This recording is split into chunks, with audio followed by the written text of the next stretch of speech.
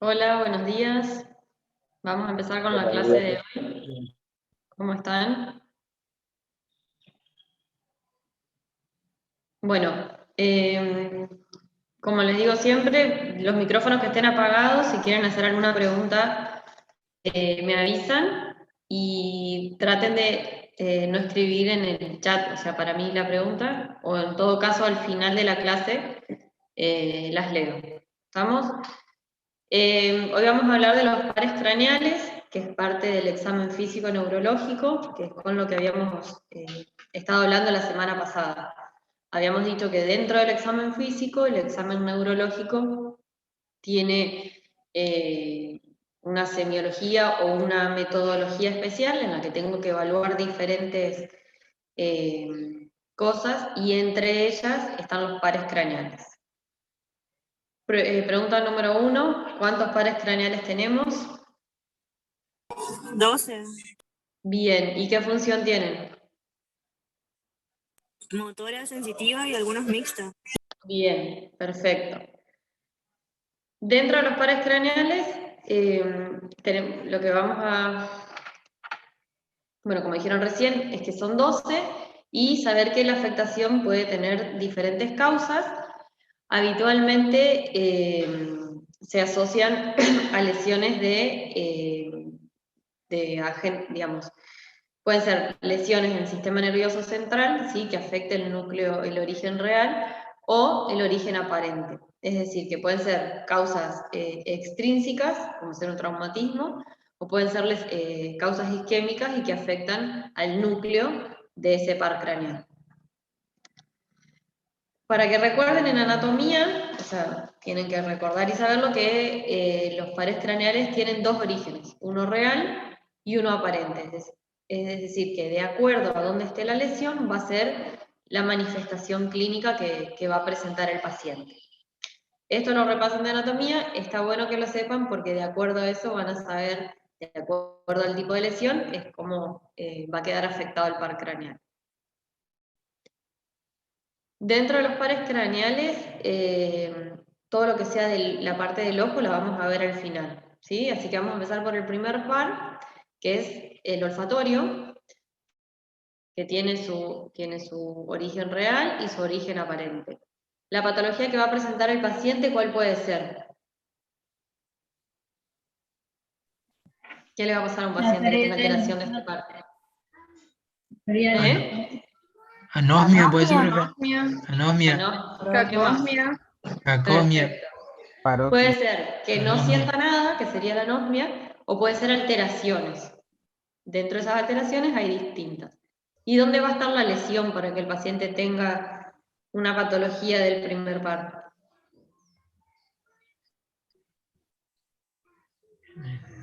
En los receptores o en bulbo olfatório.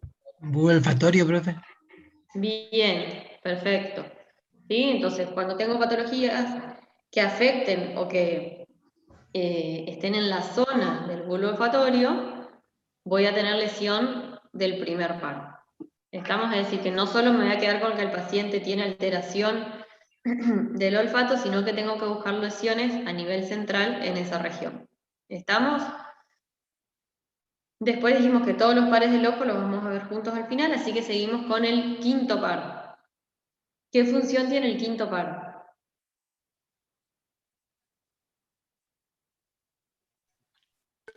Es mixto.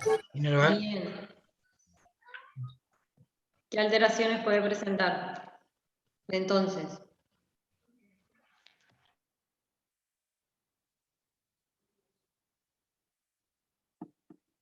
¿alguien? Una debilidad en los músculos de la masticación, por ejemplo. Bien, perfecto. Debilidad para masticar, para abrir y cerrar la boca, pérdida de la fuerza. Y en cuanto a lo que es sensibilidad, sensibilidad de la cara. ¿Sí? De acuerdo a la altura, sensibilidad de la cara. Lo mismo. Quinto par tiene su origen real y su origen aparente. De acuerdo a donde esté la lesión, va a ser bien la semiología. Sexto par corresponde al ojo, así que pasamos al séptimo par. ¿El séptimo par qué función tiene? Inervar la Mixta muscular también. mímica, profe. muscular. Tienen todo escrito ahí. Bien. Tiene función mixta. Por un lado tiene la Sí. parte motora. Sí. ¿Qué más? ¿Por qué es mixto? ¿Qué otra función tiene? La Sensitivo sensibilidad porque de la cara. Sensibilidad a la.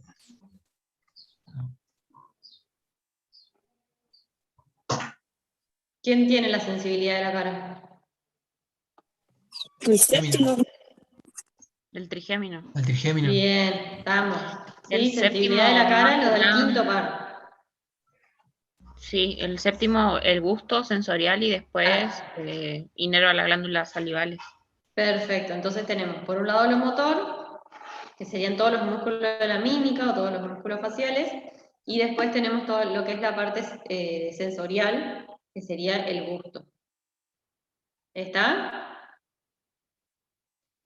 Patologías que va a poder tener un paciente. ¿Qué patología puede tener un paciente que tiene una alteración del séptimo par? Parálisis facial. Parálisis facial. Parálisis facial. Periférica o central. Bien, ¿y por qué lo dividimos en periférico central? por el nivel de la lesión y la región que Perfecto, por afecta. por lo mismo que decimos, si se afecta al núcleo, al origen real o al origen aparente, es decir, si afecta al núcleo o se afecta al nervio facial. ¿Cómo lo van a diferenciar? Por el signo de Belli de negro. De No sé nido. yo que la parálisis es central o periférica.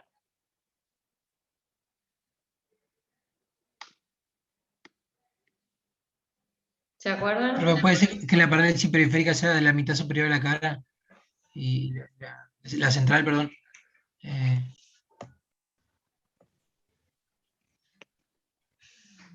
Cuanto más afectados estén los músculos de la cara, ¿sí? Cuanto más semiología tenga, más periférica es la lesión. ¿Sí? Ahora vamos a ver por qué. ¿Cómo evalúa el séptimo par? Dijimos que eran los músculos de la mímica, ¿sí? Entonces le vamos a decir al paciente que son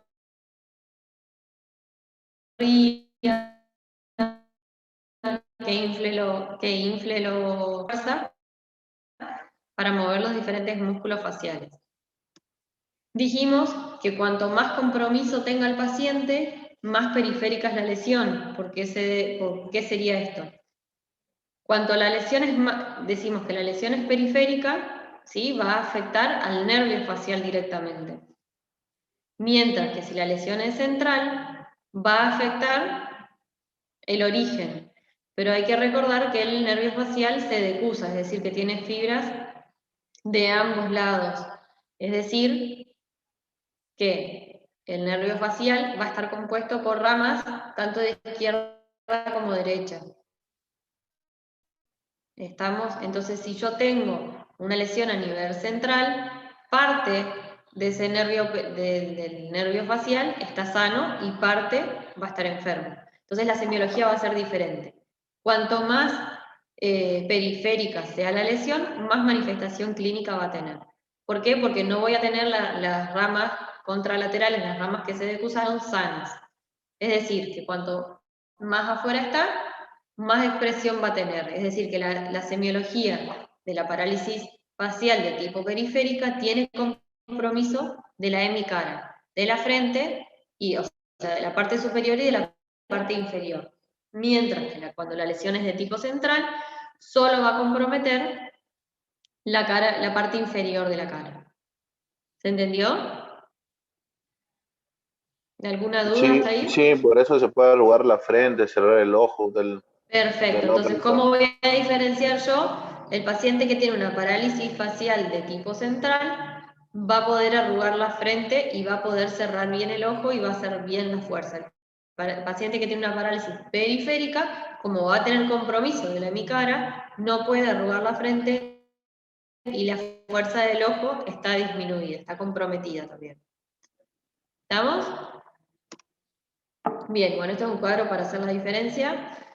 La parálisis central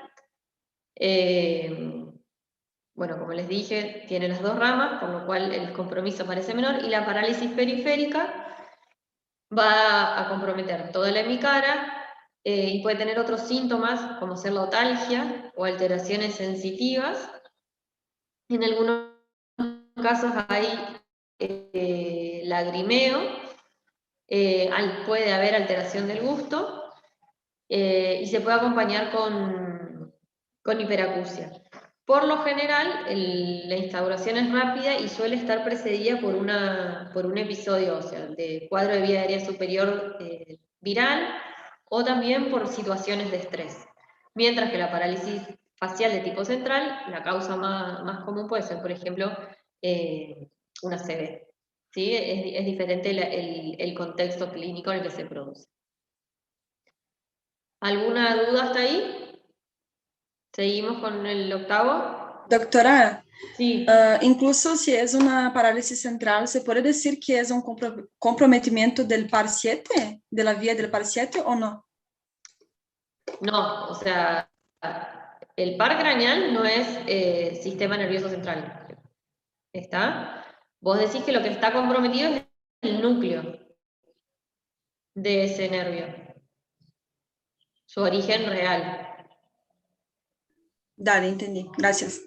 No sé si respondí tu pregunta. Sí, es porque yo pensaba que, Sí, por ejemplo, o sea, que la parálisis, por ejemplo, puede tener... que la ¿Cómo parálisis decís? central era como una lesión de la vía córtico-bulbar, algo así. Y entonces yo pensé que estaba relacionada con el séptimo par también.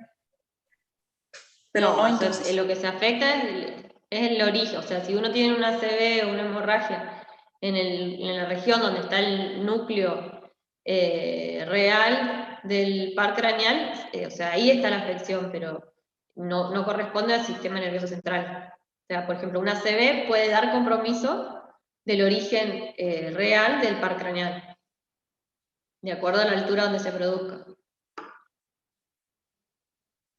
Dale, ahora sí, Si gracias. uno tiene, por ejemplo, una microhemorragia o una isquemia en esa región, pero obviamente tiene que ser en la región, tiene que ser a nivel del mesencéfalo, de protuberancias, de bulbo, no a nivel de región frontal, región parietal. ¿Estamos? Tiene que ser una lesión en el nivel donde está el núcleo del par craneal, ya sea o el traumatismo o la isquemia. Y en ese caso sería central entonces, ¿o no? Que la parálisis, sí. Dale. O sea, no se confundan el sistema nervioso central con parálisis facial central.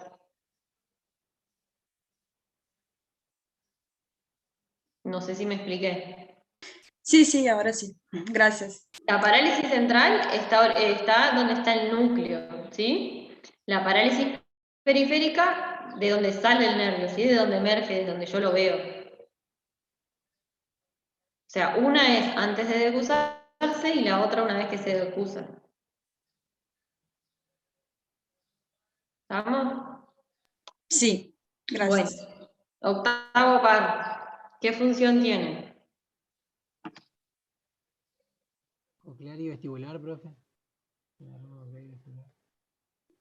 Bien, ¿y qué hace el nervio vestibular? Y para examinar el vestibular, vemos el equilibrio. Podemos hacer la prueba del índice, la maniobra de Romberg, la estrella Babinski. Bien, tiene dos funciones. Por un lado lo que es el equilibrio y por el otro lado la audición. Patologías que vamos a encontrar, trastornos de la audición, el tema de las hipoacusias, y alteraciones del equilibrio que las vamos a tener que diferenciar con otras alteraciones del equilibrio, que cuáles pueden ser también. ¿Cerebelosas? Cerebelosas. Bien, ¿y qué diferencia voy a tener entre una alteración del equilibrio cerebelosa y de una vestibular?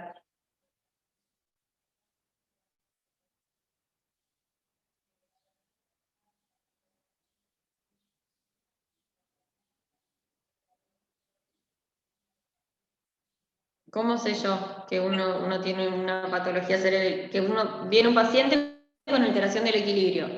¿Cómo puedo diferenciar yo si es cerebeloso o si es vestibular?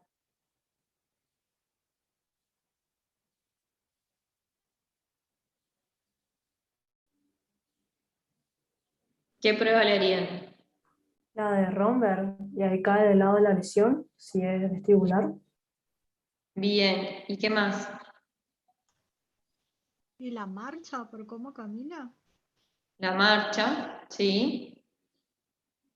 ¿Y qué otra cosa? Y en la Puedo cerebelosa hacer se pierde el equilibrio hacia los dos lados. ¿Cómo? Puede ser que en la cerebelosa se pierda el equilibrio hacia los dos lados. Sí, bien. La diferencia sería que en la cerebelosa el paciente pierde el equilibrio hacia los dos lados, ¿sí? Tiene una marcha, como así decir, marcha de ebrio se le dice. Mientras que cuando el paciente tiene la patología vestibular, suele lateralizarse o suele inclinarse hacia el lado afectado. Y si le hago la maniobra de Rompers, ¿qué voy a encontrar?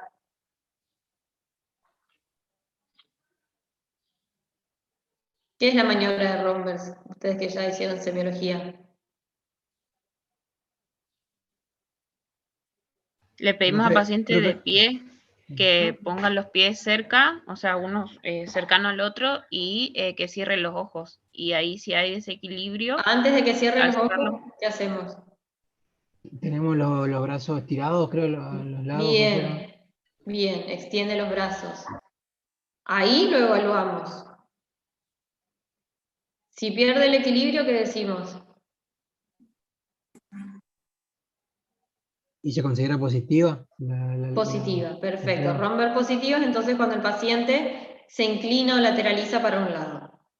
¿Cómo voy a diferenciar yo si es cerebelosa o si es vestibular? Tengo que agregar otra cosa a la prueba.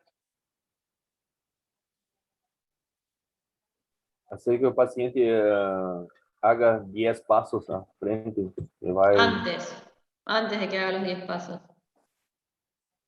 Abierto, con los ojos abiertos y después con los ojos cerrados. Ojos abiertos y cerrados. ¿Y cuál va a ser la diferencia?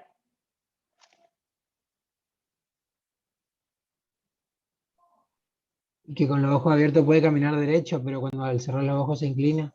Bien, no es que puede caminar, sino que con ojos abiertos, el paciente que tiene trastornos en el equilibrio, la prueba de Rompers puede ser negativa, ¿sí? Pero al cerrar los ojos, que se dice que es como un tercer apoyo, pierde el equilibrio y lateraliza para el lado.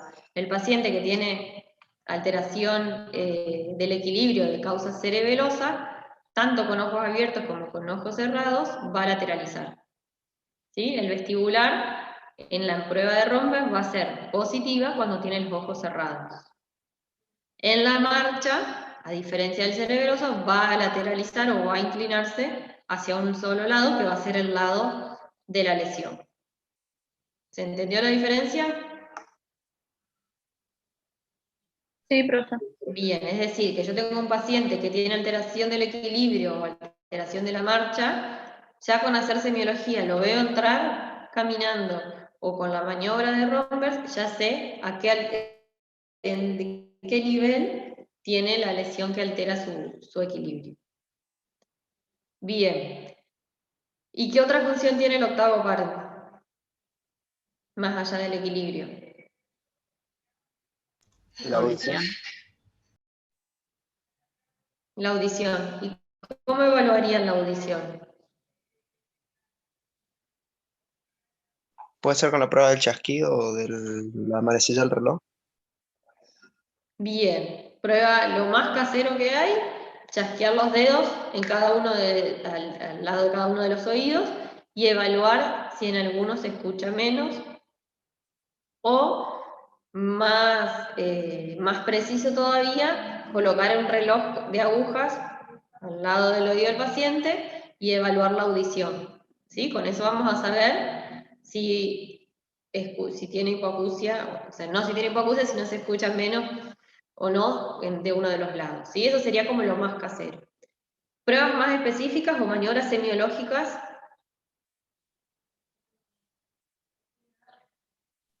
¿Cuál La prueba sería? de Schwabach. Lo tienen escrito en el. Las que están ahí, profe. Weber, Con el Ring, diapasón. Schwabach. Bien, las que están ahí. Prueba de Weber y prueba de Riné, que para esas necesitamos un diapasón. Eso les digo, que tenemos las pruebas un poco más caseras, que es la del chasquear los dedos o las manecillas del reloj, y pruebas específicas son en las que voy a utilizar el diapasón. ¿Por qué utilizan un diapasón? Hacer una vibración para ver si el paciente va a sentir la vibración. ¿Cómo? Alteração óssea ou sensorial, doutora? Perfecto. Tengo que diferenciar dos tipos de hipoacusia. La neurosensorial o la de conducción, que sería la ósea. Acuérdense que la audición tiene dos vías. ¿Sí? Una que va por todo lo que es la neurosensitiva, que sería el nervio auditivo en sí, y la otra parte de la audición, que es a través de la conducción de los huesos del oído medio, que eran yunque, martillo y estribo. Tengo que evaluar esas dos porciones del oído para saber si la hipoacusia que presenta el paciente va a ser de conducción, es decir, porque hay alguna alteración en el oído medio, o si va a ser de tipo neurosensorial, porque la patología va a estar a nivel del nervio, del oído interno, ¿sí? Que ya sería la parte de la cóclea y del nervio propiamente. ¿Alguno se acuerda cómo son estas maniobras o qué es lo que se intenta evaluar? En la de Weber se evalúa si hay una alteración en la conducción directamente. La vibración lateraliza al lado afectado. Bien. Acá las respuestas, creo que estamos en la siguiente filmina. Bien, las respuestas van a ser lo que es la maniobra de Weber, vamos a evaluar hacia dónde lateraliza. ¿Sí? Vamos a decir, lateraliza a un lado o lateraliza al otro. Y la maniobra de Riné, vamos a decir que es Riné positivo o Riné negativo. Antes de que nos mezclemos todas, ¿alguno se acuerda cómo se realiza la maniobra? ¿O qué es lo que debería pasar en un paciente que no tiene patología del nervio? Y, profe, se hace vibrar el diapasón, se pone en el vértice del cráneo y ahí primero se le pide si escucha la vibración. Y ahí se le pide si escucha de los dos lados, o sea, por igual. Y si no, se dice que está lateralizado hacia el lado donde escucha más. Donde escucha menos, perdón. Bien, ¿si escucha o si siente la vibración? Si siente la vibración. Bien. En Weber lo que vamos a evaluar es la vibración, es decir, que vamos a evaluar la conducción ósea. ¿Sí? Cuando uno tiene un diapasón y estimula el diapasón, lo que hace es vibrar. Esa vibración se transmite por todo lo que son los huesos y vamos a percibir la vibración. Si un paciente tiene alterado el oído medio, es decir, que tiene alterado el yunque, estribo, martillo, por X motivo, ¿qué va a pasar? No va a percibir la vibración y se va a percibir del lado sano. Bien, a ver. Yo creo que va al revés. Si lo que va a pasar es que exacto, es al revés. Bien. Si yo tengo alterados los huesecillos, ¿sí? Voy a percibir la vibración a través del resto de los huesos del cráneo, ¿sí? Entonces lo voy a percibir más fuerte, ¿sí? Porque la vibración no va a ser transmitida al nervio óptico por los huesecillos del oído medio, sino por todos los huesos del cráneo. Entonces se percibe, ¿sí? O se percibe la vibración, es decir, que los huesos transmiten como más fuerte las vibraciones. Por eso se dice que el lado enfermo es el que transmite la vibración. ¿Estamos? Es decir, que yo coloco un diapasón en un paciente sano, las vibraciones se perciben con igual amplitud en ambos oídos. Si el paciente tiene una patología en el oído medio, como esos huesecillos no van a estar funcionando por algún motivo, yo voy a percibir las vibraciones a través del resto de los huesos del cráneo y lo voy a percibir de un tono más fuerte. Es decir, que el Weber va a lateralizar al lado enfermo. ¿Estamos? Más fuertes las vibraciones. ¿Se entendió ahí o no?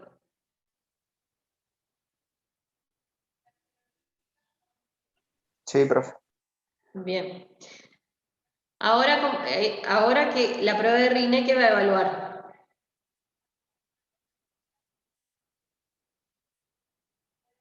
El tiempo de la vibración. El La tiempo transmisión aérea.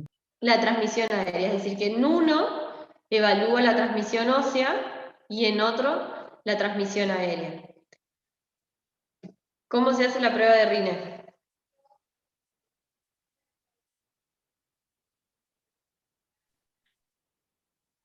Profe, se pega el diapasón y se lo pone sobre la apófisis mastoides y se le pide al paciente que avise cuando deja de escuchar la vibración.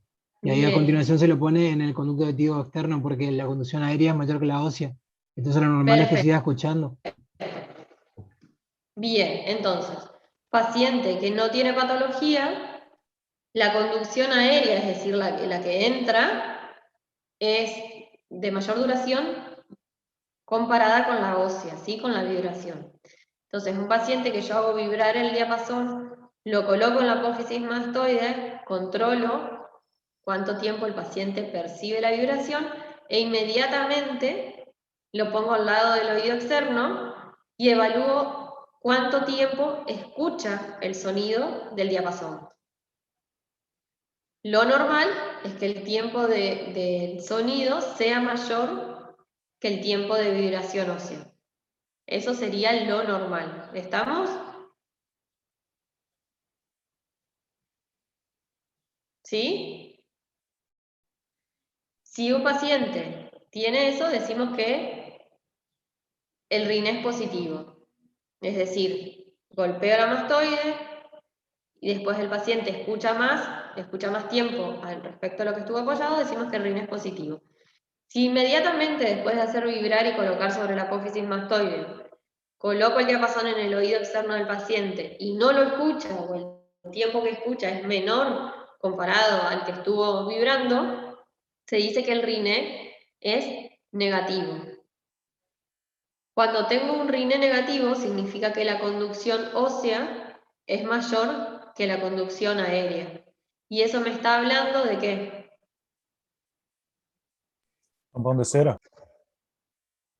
¿Qué más?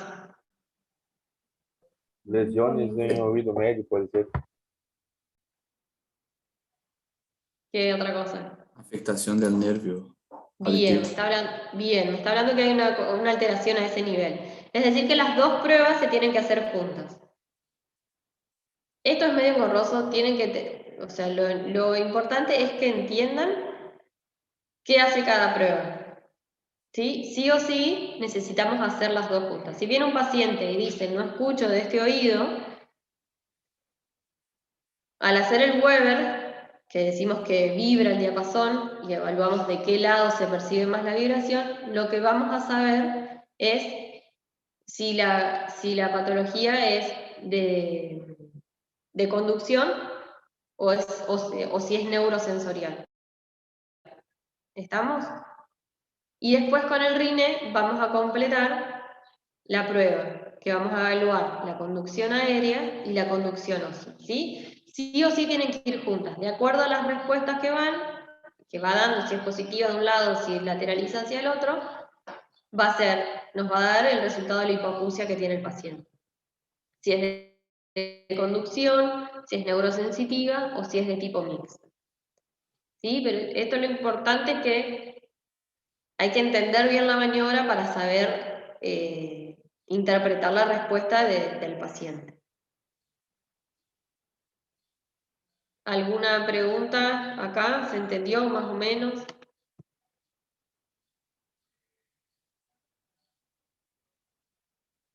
¿Sí? Después lo leen. ¿Seguimos?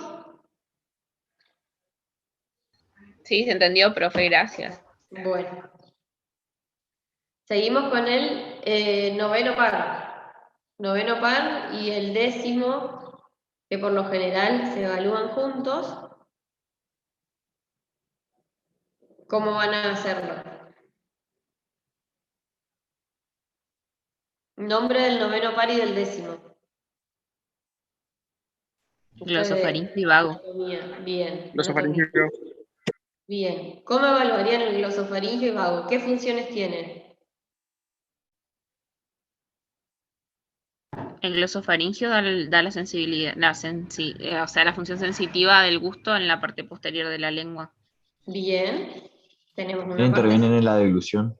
sensorial y después todo lo que es la parte de la deglución. Es decir, que es motor y sensorial. Sensorial, lo que es la parte del sabor, lo que es el sabor en la región posterior de la lengua, que más que nada está relacionado a percibir el sabor amargo. Y después tenemos el décimo par, que va a intervenir en lo que es el reflejo nauseoso, elevación del velo del paladar y junto con el noveno par en la deglución. ¿Cuál va a ser la manifestación que va a tener el paciente si tiene patología en este par craneal? Reflejo nauseoso. Reflejo nauseoso disminuido, sí. También la desviación de la campanilla para un lado. No me acuerdo si era para el lado afectado o para el lado sano. Bien, ¿y qué más? Va a haber disfonia. Difonía, perfecto. Y puede ser que tampoco sienta el sabor amargo si está afectado Bien, en y noveno par. alteración en el gusto. ¿Y por qué puede consultar el paciente?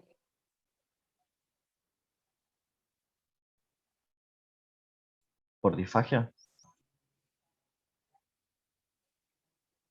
Disfagia sería dolor. ¿Por gusto desagradable puede ser? Sí. O alguna alteración cuando en el gusto no siente el gusto, algunos gustos, sabores determinados. No poder tragar. ¿Qué otra cosa? Si actúa a nivel, o sea, tiene la función del reflejo nauseoso, ¿qué puede tener este paciente? ¿Arcadas? No. Si yo les digo que actúa en la deglución y en el reflejo nauseoso. Profe, puede ser que... Tos, doctora. Tos. ¿Tos? ¿En qué momento va a tener tos? Al tomar un vaso de agua, no sé. Bien, al ingerir alimentos. ¿Por qué? Porque la deglución va a estar alterada, con lo cual pues, el paciente puede tener microaspiraciones. ¿Sí? Y el reflejo nauseoso va a estar alterado, entonces el paciente mientras come se puede también aspirar. Y el reflejo nauseoso y la tos y la deglución, al estar inhibidos o no funcionar, el paciente sufre esta patología, o sea, se aspira o se microaspira cuando come. O tiene todo lo que es la alteración para la deglución. Es decir, que el paciente puede venir porque cuando come le provoca tos, o puede ser un paciente que venga con clínica de neumonía, que puede ser neumonía por microaspiraciones. ¿Estamos? ¿Cómo lo evalúan?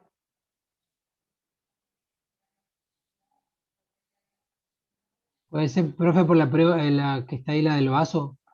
Bien, ¿qué le van a decir al paciente? Hay dos imágenes con el vaso.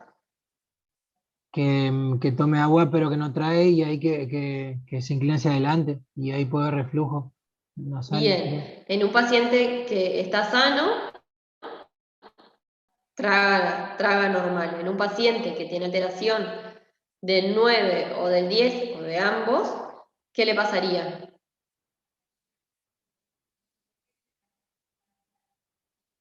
Se inclina la cabeza para tragar. Reflujo, digamos. Reflujo. Nasal. Reflujo Bien, nasal. tendría reflujo sí, por la nariz más que nada. ¿Y si le provoco el reflejo nauseoso con el baja lengua? ¿Estaría ausente?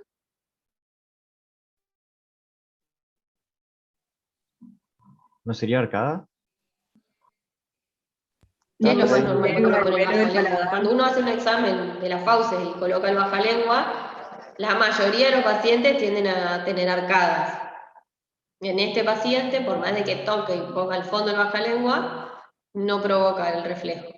¿Sí? Con eso también estaría confirmando. Después hay Doctora, algunas patologías... sí. perdón. Por ejemplo, se dice, yo leí que esos reflejos hay una vía que es aferente, que sería sensitiva, que es por el 10º par.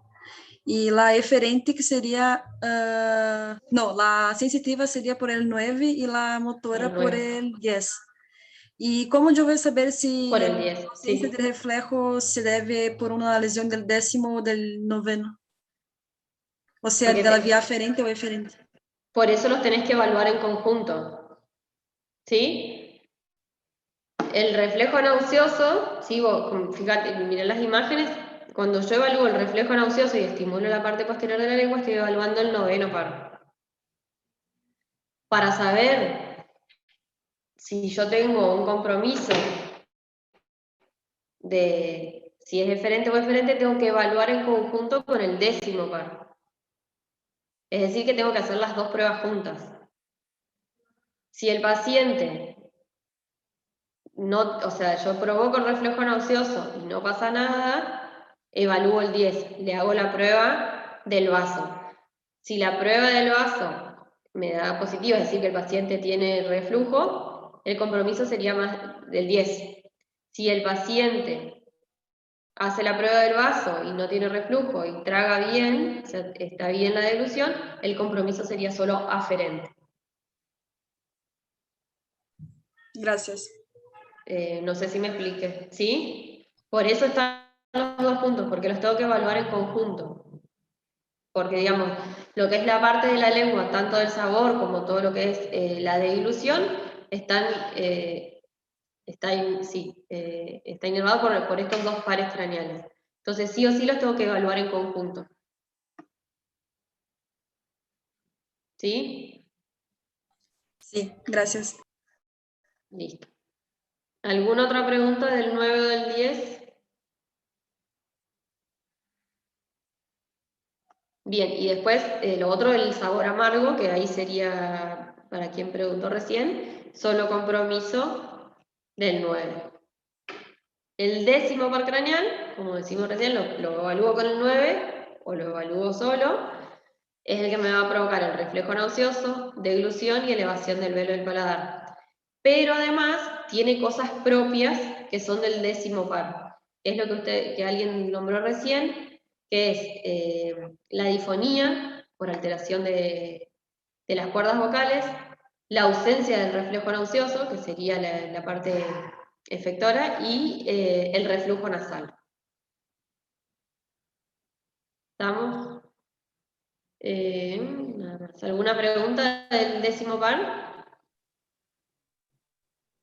Profe, ¿qué significa que tenga voz bitonal? Creo que eso decía en un daño del 10º. Voz bitonal es lo que se dice difonía por parálisis de las cuerdas vocales. Algunos pacientes tienen parálisis de la cuerda vocal, ¿sí? Y otros tienen voz bitonal, es decir, que es como que la voz retumbara. ¿Sí? El paciente habla y es como que habla con un eco, como que tiene dos sonidos.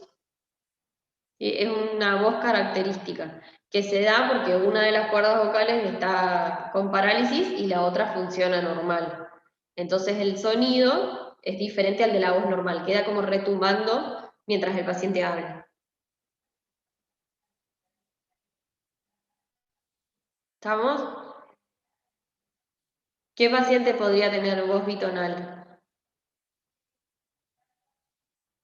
¿En qué patología encontraríamos una lesión del vago? ¿Puede ser algún tumor, ¿Un cáncer? profe? ¿Qué cáncer?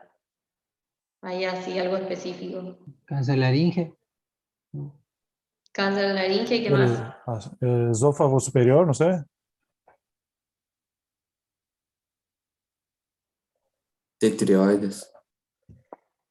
Tienen que saber para esto el recorrido del nervio vago. Acuérdense, tenía su origen real, su origen aparente, y el nervio vago ingresa al tórax, ¿sí? Pasa por todo lo que es pasa por toda la región, ingresa al tórax. Es decir, que lesiones o, por ejemplo, tumores que estén en lo que es laringe y vértice del pulmón pueden comprometer al vago o ramas del nervio vago y dar patología, ¿sí?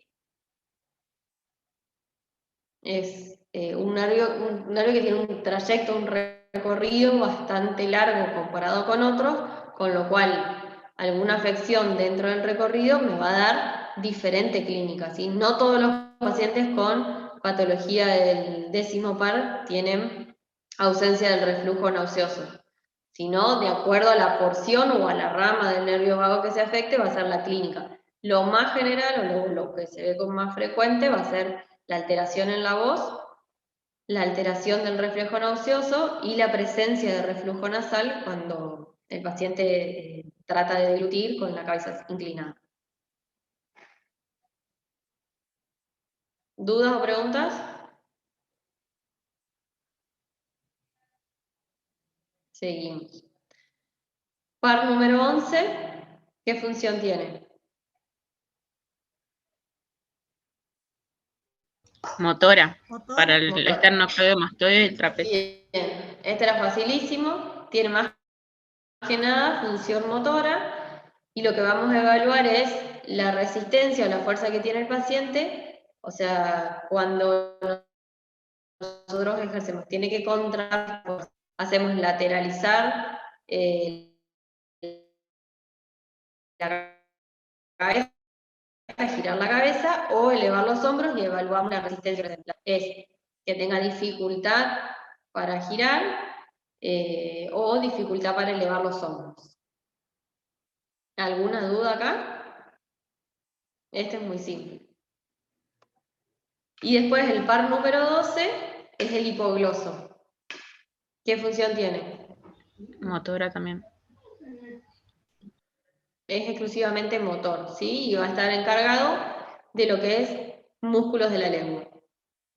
Vamos a evaluar, acá como ven en la foto, como en la imagen, podemos evaluar si el paciente moviliza la lengua hacia un lado o hacia el otro, arriba y abajo, y podemos evaluar también la fuerza que tiene, haciéndola contrarrestar con un baja lengua o con un hisopo, como muestra la foto, y evaluamos siempre de un lado y del otro. ¿Se entendió hasta ahí? Sí, profe. Sí. ¿Alguna duda de los pares craneales que vimos hasta ahora?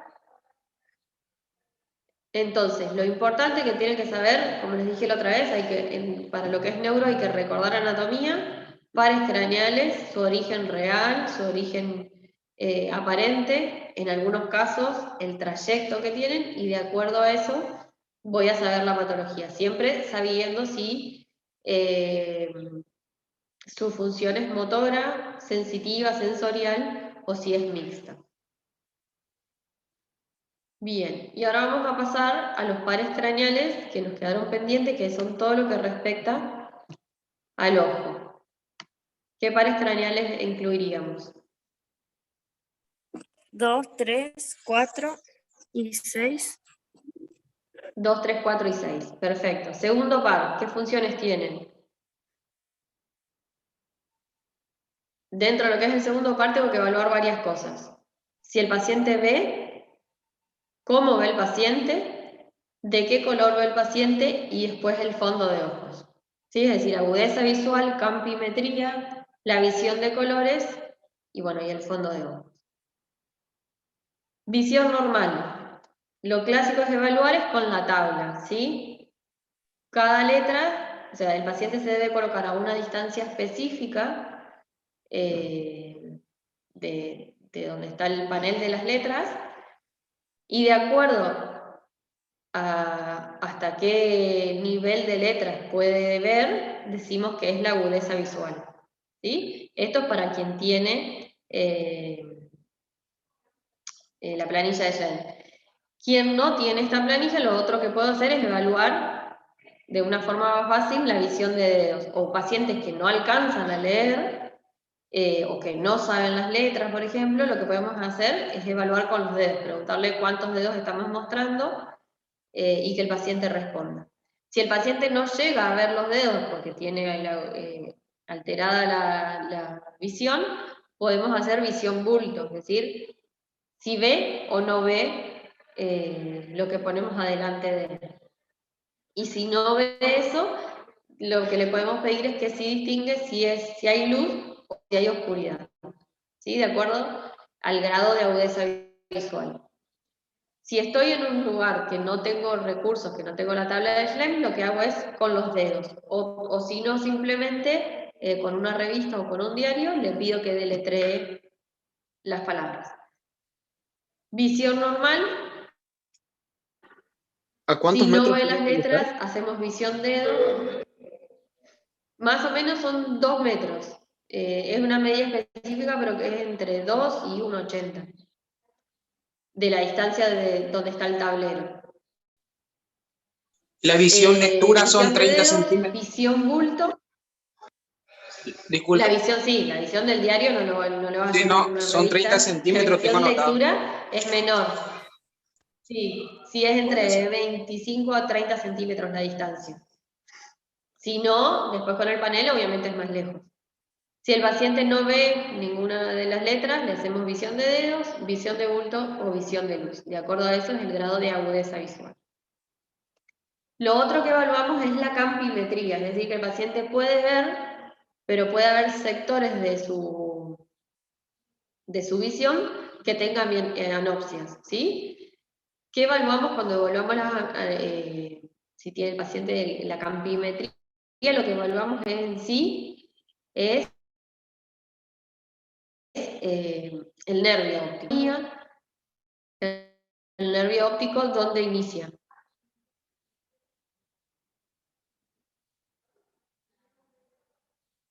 ¿Cuál era el recorrido del nervio óptico?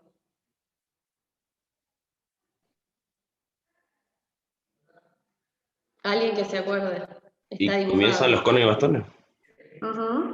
¿Y cómo sigue? ¿Conos y bastones de dónde? De la retina. Bien. ¿Y cómo sigue? Sigue la oitava capa da retina, que é a ganglionar. Depois o nervo óptico, quiasma óptico, tálamo em corpo genicular externo, radiações violete, alguma coisa assim, e vai à área 17, 18 de Brodmann, na região occipital. Perfecto, entonces, conociendo el recorrido del nervio óptico, su decusación y sus radiaciones, podemos evaluar si el paciente, al presentar alguna hemianopsia, a qué nivel o a qué altura está la lesión del nervio óptico. Recuerden que el nervio óptico tenía dos componentes, el nasal y el temporal, y que esos a su vez corresponden a uno de cada lado, es decir que está decusado. Entonces, de acuerdo a la hemianopsia que tenga, la hemianopsia es decir, un paciente puede ver normal con un ojo y puede no ver con el otro. No significa que ese nervio esté alterado, sino que un trayecto o una de las ramas va a estar alterado. De acuerdo a la campimetría, la hemianopsia que tenga, va a ser el nivel donde está alterado, es decir, puede estar alterado a nivel del nervio, puede estar alterado a nivel de la decusación en el quiasma, o puede estar alterado a nivel de las radiaciones. Cuanto menos ve al paciente, más cerca del nervio o más adelante va a estar la lesión, ¿sí? Si el paciente directamente con un ojo no ve, lo que va a estar alterado es el nervio propiamente dicho. No sé si me siguen con el gráfico. Si un paciente no ve la parte externa de su visión, sí, es decir, que no ve los campos temporales, lo que va a estar alterado, ¿qué va a ser? El quiasma. A nivel del quiasma. Bien. Y de acuerdo, cuanto más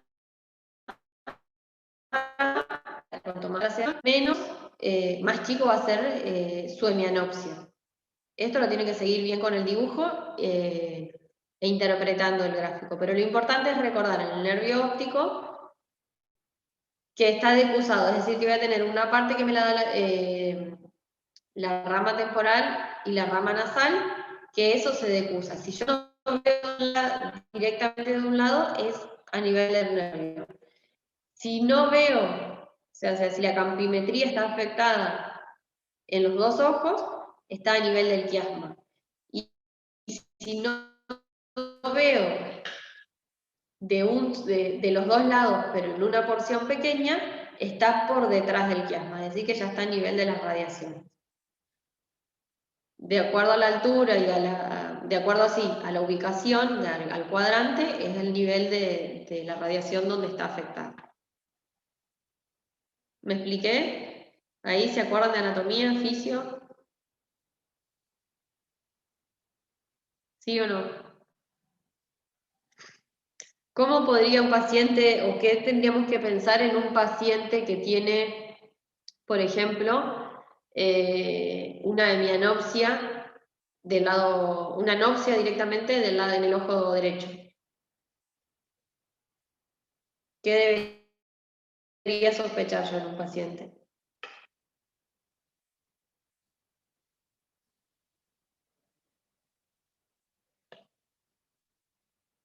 Si es una anopsia completa en el ojo derecho sería a nivel del nervio, ¿no?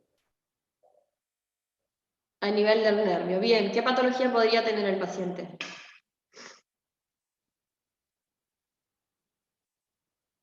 Podría haber tenido un ACV por las dudas. ¿Qué más? ¿Tumor? Un tumor, un traumatismo, ¿sí? Algo que comprometa directamente al nervio. ¿Sí? Se rompe el nervio, tengo una anopsia total de ese lado. Si un paciente tiene una hemianopsia, ¿qué pienso? Yo hago la campimetría, ¿cómo?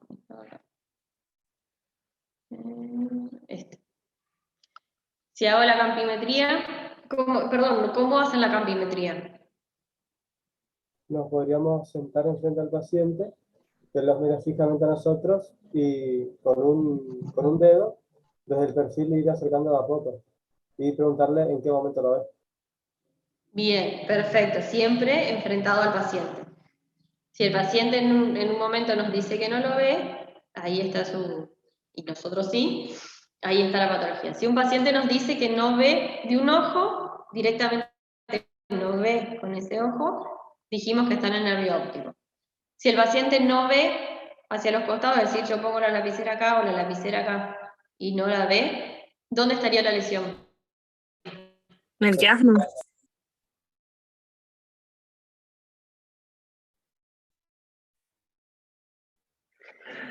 Es decir, que si yo pongo la lapicera acá en el centro la ve, pero si la pongo acá, no ve. Y si pongo acá, no ve.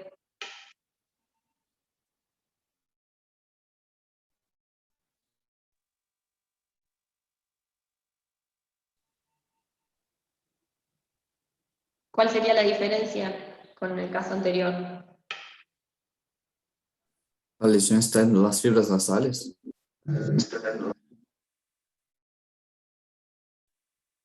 ¿La lesión qué? La lesión está en las fibras nasales. Fibras nasales, precisa, por eso están las fibras nasales, por eso no veo a los costados. ¿Y a dónde estaría la lesión entonces? En el quiasma. En el quiasma. Si el paciente no ve de un solo lado, dijimos que está en el nervio, pero si ya están comprometidos los dos lados, la lesión está atrás del nervio. ¿Sí? Es decir, que ya está en la decusación. Si no veo de ambos lados, está justo en el quiasma, porque el quiasma ¿qué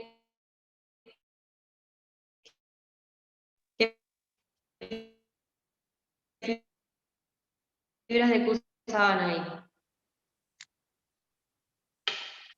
Las nasales. Acá es importante que reunía dos ramas, la nasal Las y la nasales. temporal. La temporal Bien, las nasales, las fibras nasales son las que se decusan en el quiasma y las fibras nasales me hacen ver afuera, las fibras temporales me hacen ver el centro. Entonces, si mi paciente no ve a nivel de los laterales, el problema está en las fibras nasales, y las fibras nasales se cruzan en el quiasma. ¿Qué patología puede tener este paciente?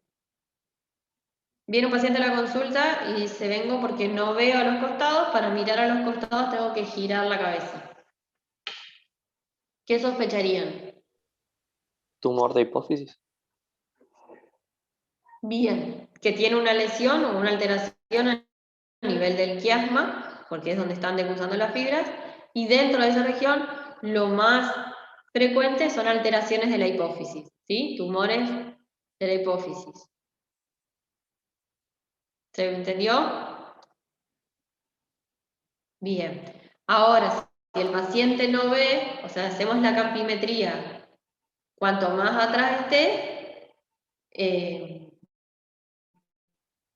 las fibras, digamos, ya no se decusan, es decir, que ahora, cuando no ve de un solo lado, o ve parte de un solo, o sea, cuando no ve en un ojo, dijimos que es en el nervio óptico, pero cuando no ve del lado temporal y no ve del lado nasal, ¿sí? Decimos que la lesión ya está posterior a la decusación.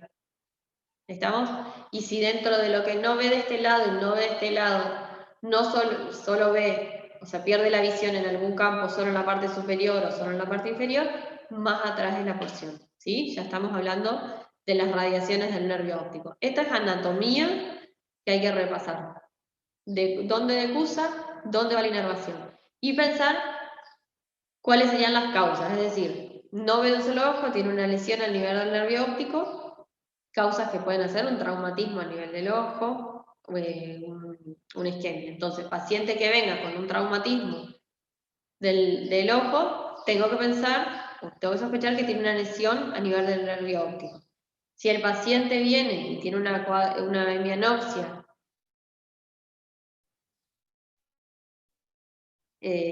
temporal, lo que tengo que pensar es el quiasma y tengo que sospechar patologías que estén en esa región. Lo más frecuente son alteraciones de la glándula hipófisis. Y más atrás, bueno, puede estar asociado a isquemias que afecten o que comprometan las radiaciones y me den esas hemianopsias o cuadrantopsias que manifiesta el paciente. Muy bien, y repasar anatomía. Lo siguiente que tenemos que evaluar dentro del nervio óptico, dijimos, es la visión de colores. ¿Cómo lo hacemos? Con las ¿Alguna tablas de vez Ishihara. lo hicieron? ¿Cómo? Con las tablas de Ishihara. Bien, ¿y qué tienen esas tablas?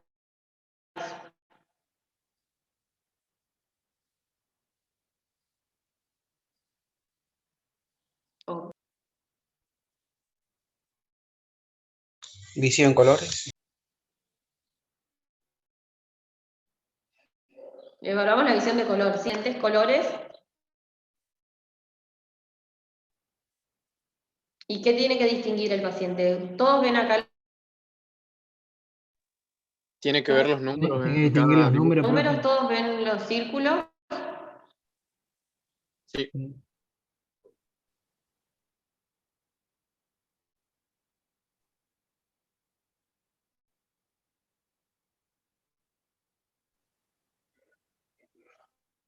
Bien.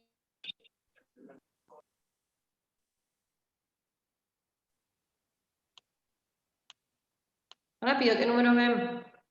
Profesora, ¿puede repetir? No se le escuchó nada. 5, 56, 29 y el último un 6. ¿Qué números ven dentro? Tenemos, lo que tenemos que saber es si el paciente distingue los números que están dentro de los círculos. Lo que hace es contraponer colores para evaluar la visión de colores. El número es, o sea, diferentes números. Lo importante es que el paciente distinga los números. Si no los distingue, estamos viendo que hay una alteración en la visión de colores y eso se llama daltonismo. ¿Qué pasa con el paciente que tiene daltonismo? Tiene una alteración al percibir los colores. Los colores primarios, rojo, amarillo y azul, el paciente los distingue como azul, amarillo y amarillo oscuro o beige. Y a partir de eso, ¿se acuerdan que con los colores primarios se forma el resto de los colores? Entonces el paciente, al tener alterado la visión de esos colores primarios, el resto de los colores también se ve afectado. Y solo va a poder ver los colores en esa gama, entre azul y beige. Esos son los únicos colores que percibe el paciente. Los números que están dentro del círculo no los puede distinguir, porque no son ni el azul, ni el amarillo, ni el beige. ¿Se entendió?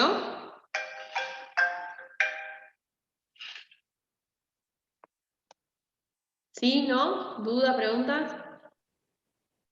¿Y ahí cómo se dice? ¿Discromatosia o acromatopsia? De acuerdo a la cantidad de colores que puedas distinguir. Sí, de acuerdo. Hay pacientes que solo ven en amarillo o no llegan a diferenciar los tonos entre sí.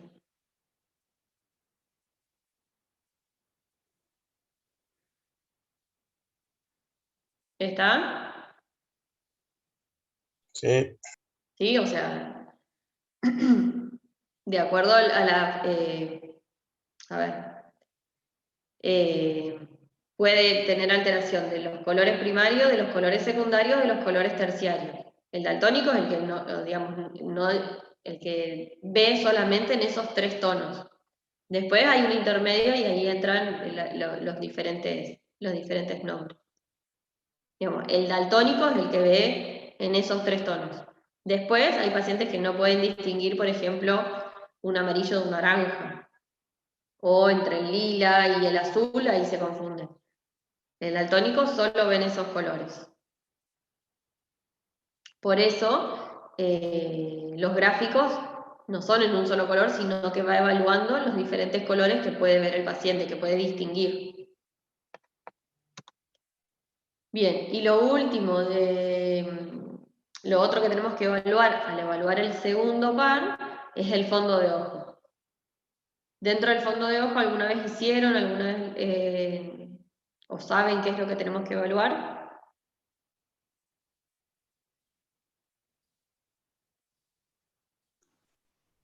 Las alteraciones en la retina. Bien, dentro de lo que es el fondo de ojo, tenemos que evaluar la retina, ¿sí? ¿Que la retina qué sería?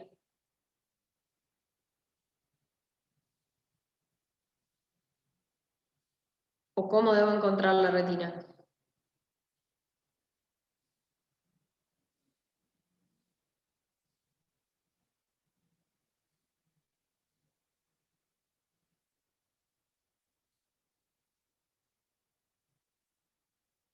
Bien.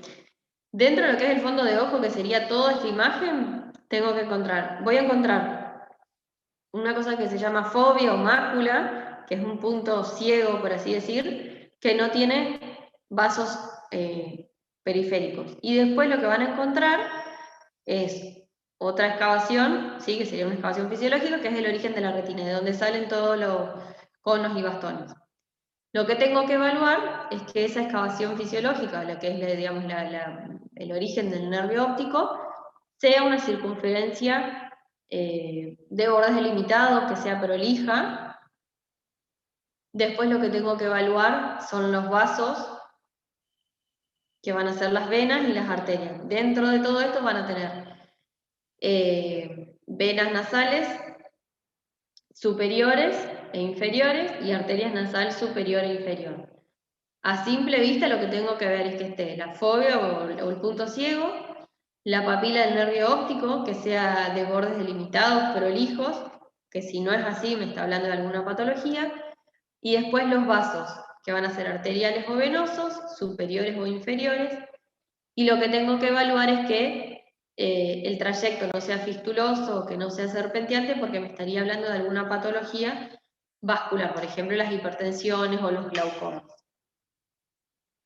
¿Se entiende? Y después hay otras patologías que comprometen el ojo, como ser infecciones, donde voy a ver alteración, digamos, puedo encontrar microhemorragias o imágenes de tipo algodonosa que me van a estar hablando de otro tipo de patologías más sistémicas, que van a comprometer el nervio óptico. Pero en el fondo de ojo lo que tengo que evaluar es la papila y los vasos, ¿sí? Que no tengan microtrombos, que no tengan lesiones serpenteantes, y con eso estamos. ¿Alguna pregunta?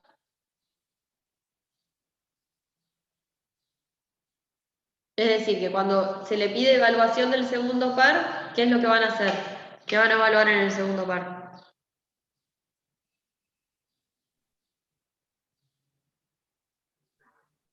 La agudeza, los colores del campo visual y el fondo de ojo. Bien, las 4 cosas tienen que hacer, ¿sí? Porque muchos dicen evalúa la visión o evalúa la agudeza visual y con eso no alcanza, ¿está? Las 4 cosas se tienen que evaluar en el paciente. Y después pasamos a lo que es la movilidad del ojo, que en esto estaban encargados ¿qué pares craneales? 3, 4 y 6. Bien. Tercer par, ¿qué función tiene? Motora y del reflejo pupilar. Motora, el recto superior. El inferior, el medial. Y después el oblicuo inferior y el elevador del párpado superior. Bien, es el que más músculos inerva.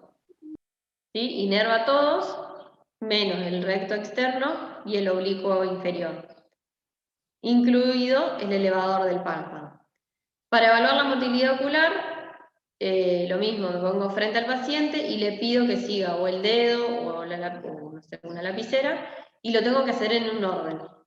Por lo general se empieza desde el centro hacia un hombro, vuelvo al centro, hacia el otro hombro, va hacia arriba, vuelvo al centro y después hacia abajo. Y posterior evalúo los oblicuos.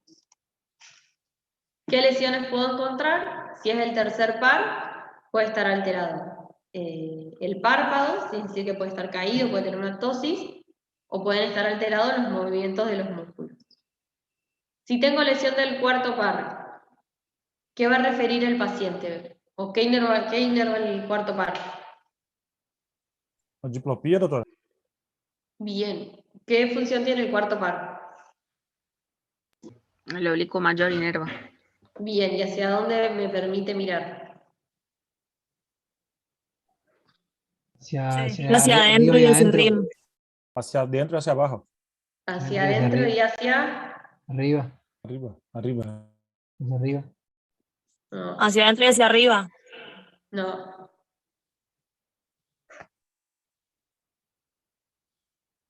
¿No sería hacia afuera y hacia abajo? Hacia arriba y hacia adentro, doctora. ¿Eso sí está sano? Sí. No, si está sano no desvía. Si está alterado es hacia adentro y hacia arriba. Función del cuarto par, ¿qué inerva? Oblicuo mayor. ¿Y qué función tiene? Es abductor. Bien, entonces, ¿hacia dónde permite mirar? Hacia adentro. Hacia afuera. Bien, si abduce, es hacia afuera. Hacia afuera y abajo. Es el que nos permite bajar la escalera, ¿sí? Sin girar la cabeza hacia abajo. Nos permite mover los ojos hacia afuera y abajo. Si el paciente tiene lesionado, el ojo va a estar en la posición inversa, es decir, que va a estar hacia adentro y hacia arriba. ¿Qué va a manifestar el paciente? Diplopía. Diplopía y sobre todo diplopía cuando necesita mirar hacia abajo. ¿Sí? Cuando quiere bajar la escalera, por ejemplo, o cuando quiere caminar, tiene diplopía. O para mirar hacia abajo, directamente tiene que flexionar el cuello, ¿sí? Tiene que girar la cabeza. ¿Sí? Cuando el nervio está alterado, hace la posición contraria. Y si la lesión es del sexto par, ¿qué voy a encontrar?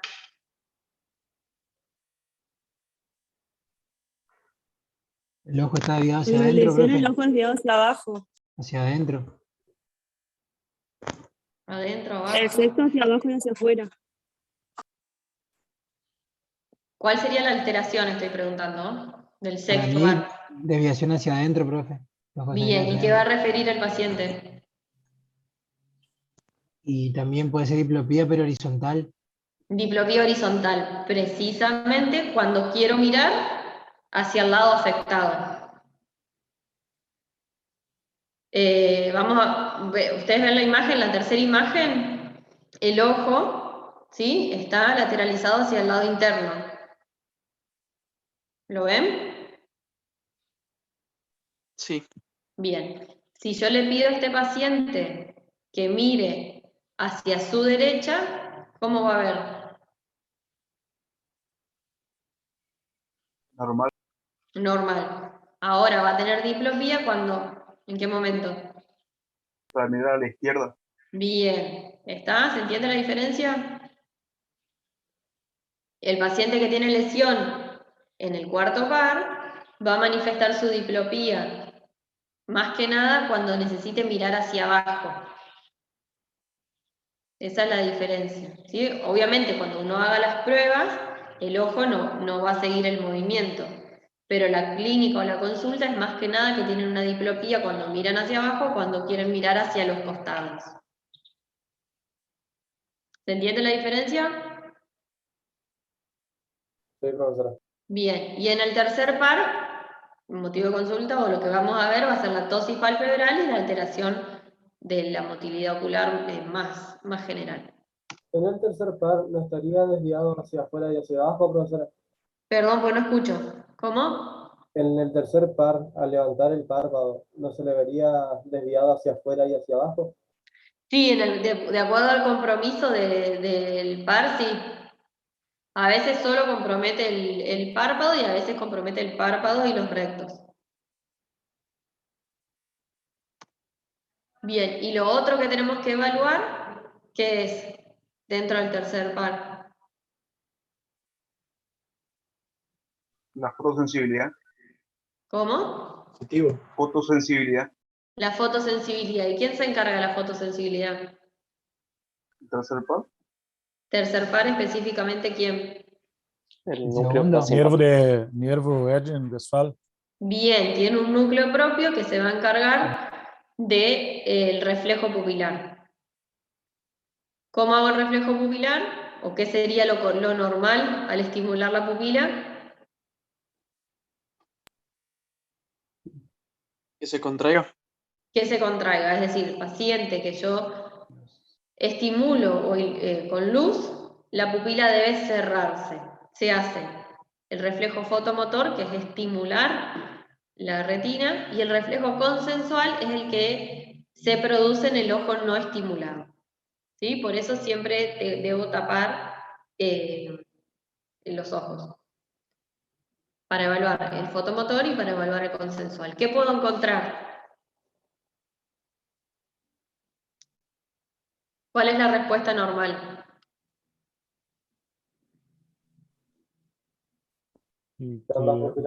Que el otro ojo también haga miosis, profe. Bien, si estimulo la pupila, se debe cerrar y el contralateral debe pasar lo mismo.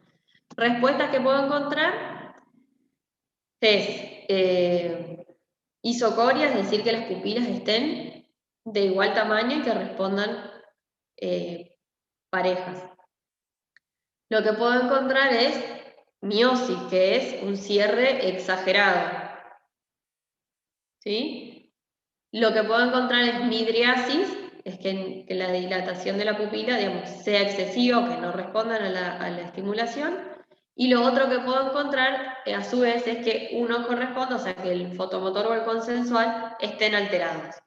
De acuerdo a la respuesta, voy a poder evaluar, digamos, de acuerdo a la clínica y la respuesta, puedo evaluar el compromiso del paciente. Lo normal es que las pupilas sean isocóricas. Si el paciente tiene miosis, es decir, que estimulo o sin estimular las pupilas están por demás de cerradas, tengo que pensar más que nada en una intoxicación a nivel central, que se puede dar, por ejemplo, por alguna sobredosis, por algún tipo de droga.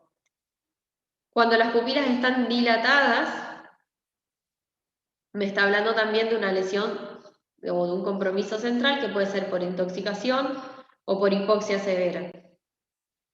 Y cuando tengo anisocoria, ¿sí? Que es decir, que una pupila está diferente a la otra, una está cerrada y la otra está con midriasis, lo que tengo que evaluar es algún daño específicamente a nivel cerebral o de algún traumatismo. ¿Sí? Cuando tengo las pupilas, las dos responden de la misma forma, pienso en algo sistémico. Cuando hay anisocoria, pienso en una lesión más a nivel del sistema nervioso central, porque dijimos que esto está a cargo de ¿quién? El reflejo pupilar. El tercero. Sí, pero específicamente de quién. Sistema nervioso parasimpático. Bien, y de un ganglio específico del tercer par. Ganglio ciliar. Bien, entonces si yo el compromiso lo tengo en los dos ojos, pienso que es algo sistémico. Si el compromiso es a nivel de un ojo, pienso que es más local o que es más específico de ese ganglio, es decir, que el daño está precisamente en el ganglio. No sé si me expliqué la diferencia. Sí, no se lo entendió. ¿Sí? Cuando tengo anisocoria, la lesión está a nivel o cerebral o del tronco encefálico. Cuando las pupilas, ya sean midriáticas o miosis, responden de la misma forma, tengo que pensar en un compromiso sistémico, por ejemplo, en una intoxicación por fármacos o en una hipoxia severa. Ahora, si el compromiso es en un solo ojo, si tengo anisocoria, tengo que pensar que la lesión está a nivel del ganglio. ¿Sí? Por ejemplo, una ACV y que compromete el ganglio. ¿Dudas o preguntas hasta ahí?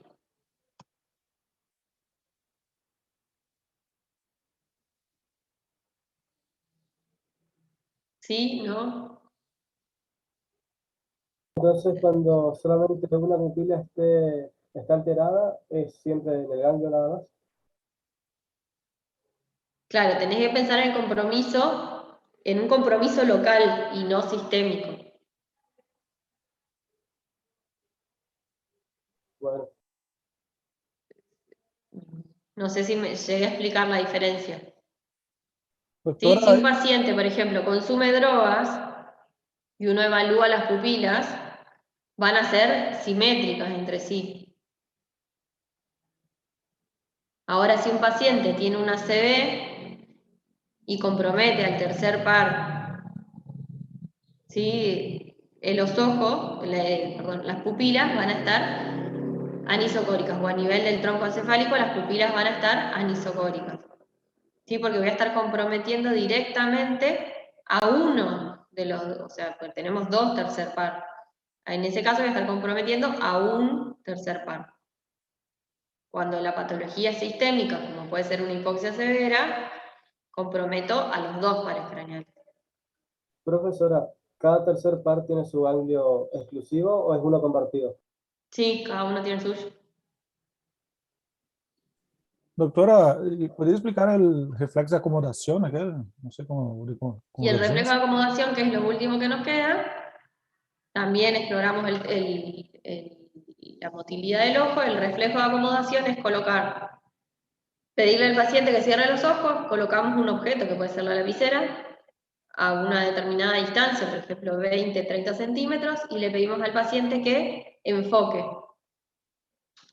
Y el de convergencia, o sea, el reflejo de acomodación, tiene que alinear y ver bien el objeto. ¿Sí? Algunos pacientes pueden tener visión doble o visión borrosa.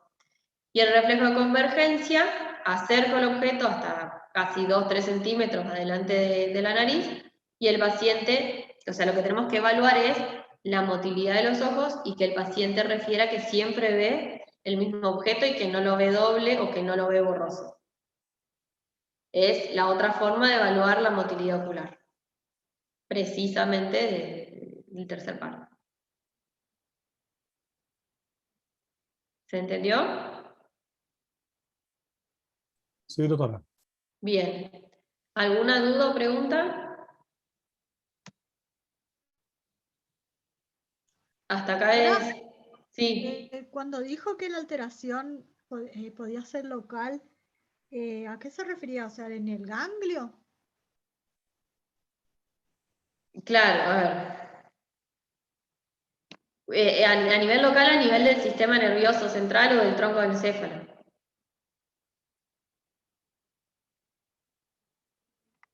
¿Sí? Traumatismo, algo que sufra el paciente. Lo que yo voy a estar comprometiendo es a nivel local. Y ahí tengo alteradas las dos pupilas. Tenés una respuesta despareja, tenés anisocoria.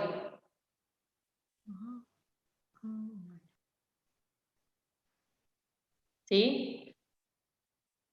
Vos podés tener miasis o miosis en forma simétrica o en un ojo miosis, en el ojo miasis, o que una de las pupilas no responda. Eso sería anisocoria.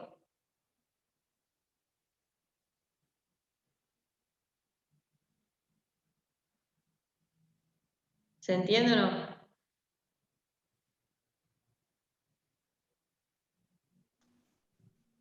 A ver, las pupilas tienen que estar iguales. Si yo las estimulo con luz, se tienen que dilatar, o sea, dilatar a una medida determinada. Puedo tener miosis o puedo tener miasis, pero siempre en forma simétrica.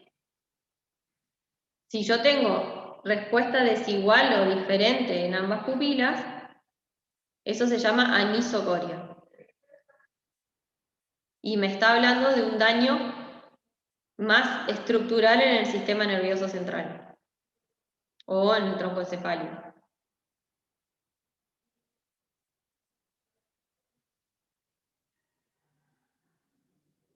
No sé si me explico, eso, o sea, por eso les digo que es importante repasar la parte de la anatomía.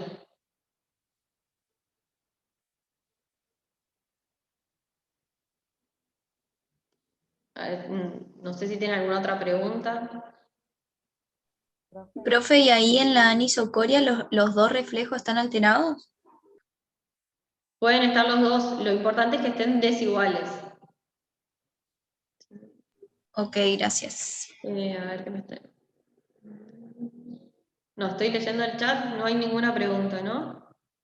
Están hablando de que se corta. Alguien pregunta si se puede dejar el power. Yo se lo dejo a la doctora Sosa y seguramente ella después les pasa a todos. ¿Qué es lo importante que recuerden de los pares craneales así? Porque son muchos temas, muchos datos. Dentro de los pares craneales es parte del examen neurológico, ¿sí? Del examen físico neurológico. A veces, cuando el paciente tiene una lesión específica que compromete al sistema nervioso, hacemos una evaluación exhaustiva, ¿sí? Pacientes que vienen por alguna otra patología, uno lo suele evaluar más rápido el compromiso. Pero todo esto es lo que son reflejos, los pupilares, los de acomodación, los vamos a evaluar más que nada cuando el paciente tenga patologías o alteración de la visión o compromisos como traumatismos encefalocraneanos o como ACVs o patologías específicas del sistema nervioso central. ¿Para qué me sirve? Como les dije, para evaluar dentro de los pares craneales, de acuerdo a donde tenga la lesión, va a ser la manifestación. El ejemplo más claro es con el séptimo par, ¿sí? Que tiene un origen, que la parálisis puede ser de tipo central o puede ser de tipo periférica. Y después evaluar algunos pares craneales, como dijimos, del 9 y del 10, que se tienen que evaluar juntos porque comparten la vía, si la vía aferente o la vía eferente. Y dentro de lo que es el origen real y el origen aparente, saber más o menos la altura, porque de acuerdo a la lesión es donde tengo que evaluar. Es decir, si yo tuviera un paciente que tiene una ACV o que tiene una lesión isquémica a nivel de, por ejemplo, el lóbulo parietal, no voy a sospechar encontrar alguna lesión en el noveno par. Ahora, si el paciente tiene una lesión a nivel de bulbo protuberancial o en el origen aparente de este nervio, sí tengo que evaluar de forma más precisa ese par craneal. Por eso al inicio de la clase les dije que repasen de anatomía, más que nada, el origen real y el origen aparente de donde emergen cada par craneal. Entonces, de acuerdo a la lesión que tenga el paciente, puedo buscar si está comprometido o no ese par craneal. Y bueno, y después saber siempre si es de origen, el nervio tiene función sensitiva, sensorial, motora o mixta, porque va a ser parte de la evaluación o del compromiso que pueda manifestar el paciente. ¿Alguna duda o pregunta?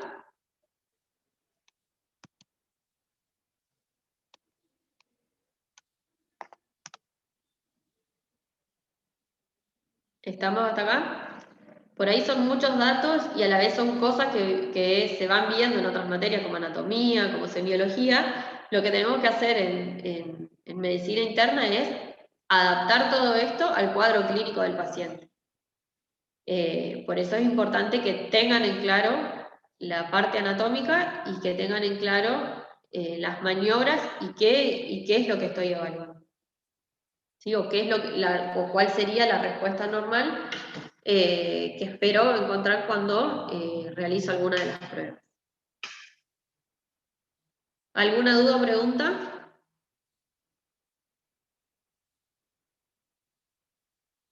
Si no, finalizamos. Listo. Entonces finalizamos acá la clase. Cualquier cosa yo le dejo el power a la doctora y ella se los pasa, ¿sí? Gracias, doctora. Hasta luego. Hasta luego, doctora. Gracias.